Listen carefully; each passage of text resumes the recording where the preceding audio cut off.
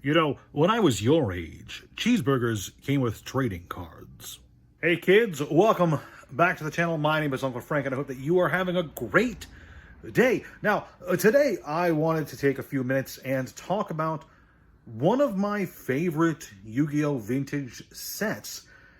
At least one of the ones that I have a lot of nostalgia for. You see, back in 2002, there was nothing cooler to me than Yu-Gi-Oh! And there was nothing more delicious to me than McDonald's. And so, when I found out that McDonald's and Yu-Gi-Oh! Were doing a cross-promotion together, I was at the top of the world. During a special promotion time, which I think was about a month long, Happy Meals would come packed with a Yu-Gi-Oh! Promotional CD, as well as a pack containing 2 cards.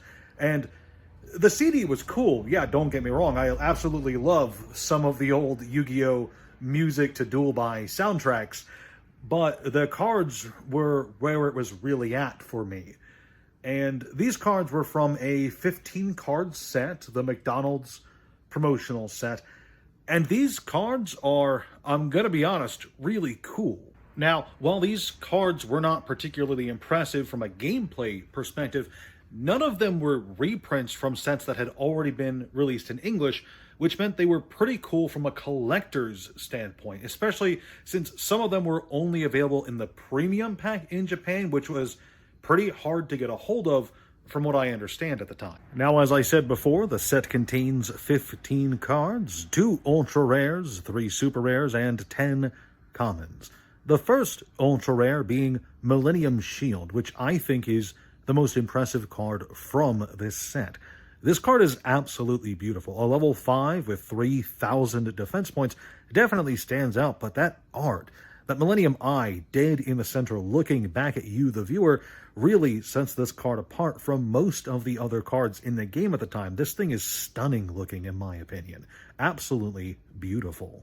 The second ultra rare of the set, Cosmo Queen, is no slouch either. This card is also very beautiful and fits right in with the older Yu-Gi-Oh! Art.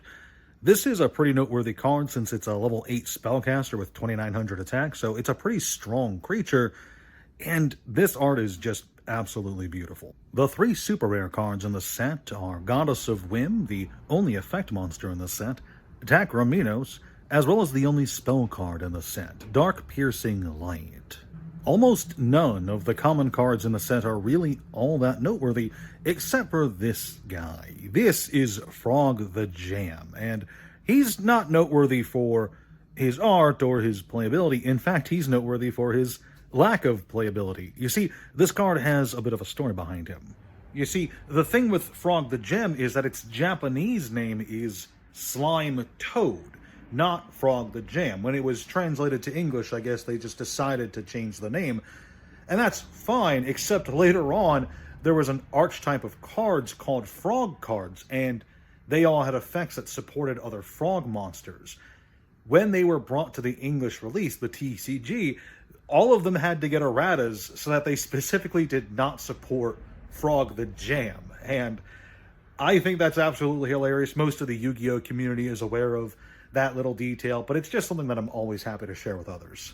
I can't think of any other example in the game where there is a card that other cards specifically don't work with. I think that's great. Froggy business aside, the McDonald's set is a great little piece of nostalgia, as well as a wonderful addition to any collection. It's a small set, only 15 cards, so it's easy to get them all in one place. They're relatively cheap online, and if you're someone who is interested in collecting full Yu-Gi-Oh! Sets, this, I think, is an easy one to pick up.